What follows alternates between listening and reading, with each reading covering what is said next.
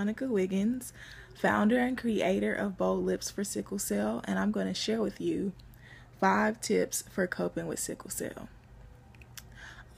Number one, the first tip that I would share is that you be open with your doctors and have a close friendship with your doctors and tell them about your body and what you notice and things that just do not seem right, and be honest with them about your habits, because they can help you and tell you how your habits could be hurting you or helping you. And it's just better to be upfront and honest with your doctor, since that's the person you're trusting your body with to take care of you and to prescribe medication for you. And because me and my doctor have an open relationship, I feel like it helps with my care. So that's my first tip that I would share. The second tip that I would share is to always self-educate yourself. Always read up on your illness, read on natural ways to help yourself. Never just take what the doctor tells you. You should do your own research and know your illness based on you, and not the illness as a broad spectrum. So I feel like you should really do your own self-research when dealing with sickle cell or dealing with a child with sickle cell. The third tip that I would share is diet and hydration. Yes, I know it's fun to snack. Yes, I know that the soda can call you at times, but you want to try to keep fresh fruit, fresh vegetables. If you can eat something fresh, try to throw that in there, and make sure that water is your best friend and that that's your number one beverage of choice that you drink the most. Like, I keep my water at my bedside, so water, you got to keep water with you.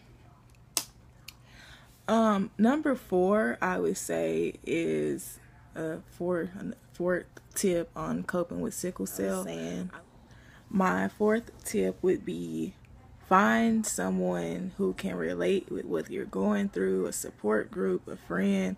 I know Facebook and Instagram has really helped me find people that can genuinely relate to what I'm going to, so you can express those feelings and not hold it in, because holding in the stress and everything that sickle cell puts you through can hinder your illness. So I would say really, really good. Get out there and find someone who can relate to you.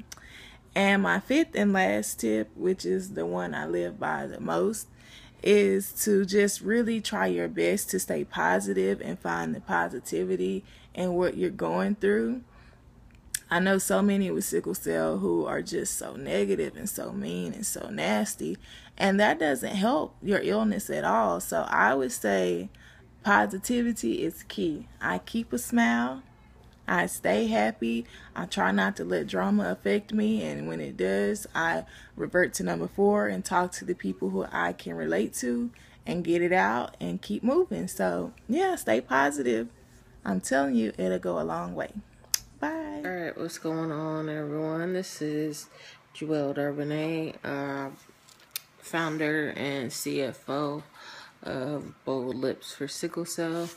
As you can see, I am in the hospital, but that does not stop business as usual. So we are going to be presenting a YouTube video collaboration with No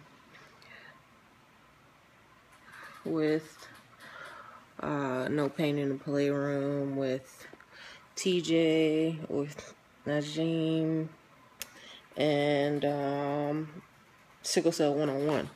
So all of us are going to be giving you our 5 tips for coping with sickle cell. And so yeah, my 5 coping tips. Well, first off, let me start off by telling you a little bit about myself. I am 26 years old. I have sickle cell SS. I don't have any children. I enjoy playing wheelchair basketball. I'm a goofball. And yeah, that's just a little bit about me. But anyways, let's get to my 5 coping tips. I think for one would have to be knowing your body. Knowing what your triggers are, knowing, what it is that throws you into a crisis. And if you know those things, then you can kind of combat those, or, avoid them. If you don't like to avoid them, then you can get around them, I guess. Say one of your triggers are, if you drink too much, you're automatically going into a crisis. Okay, well, you don't want to stop turning up, but you can hydrate the day before and the day after. So hopefully it won't be as bad as if you didn't. See what I'm saying?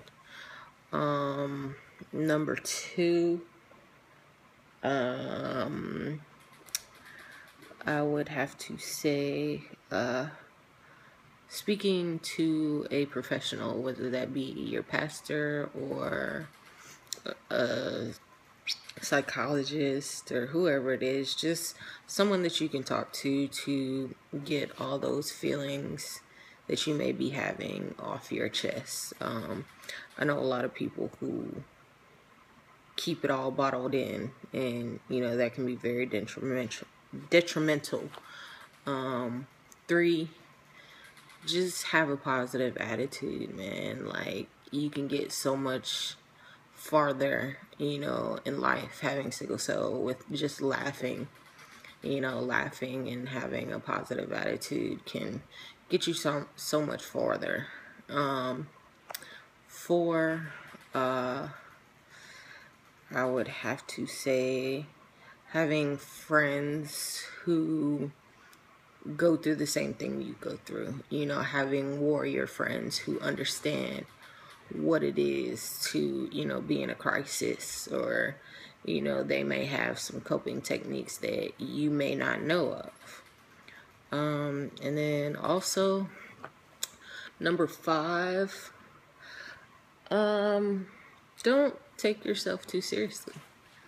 Like I said, that goes back to, just having a positive attitude and laughing and joking about anything and everything, that can get you a lot farther than, having that Debbie Downer attitude. But I mean, for me, these are the coping techniques that, have gotten me through many tough times. So, yeah, that's just me. That's my 5 techniques. I hope you guys find them helpful. And yeah, it was a pleasure speaking to you guys.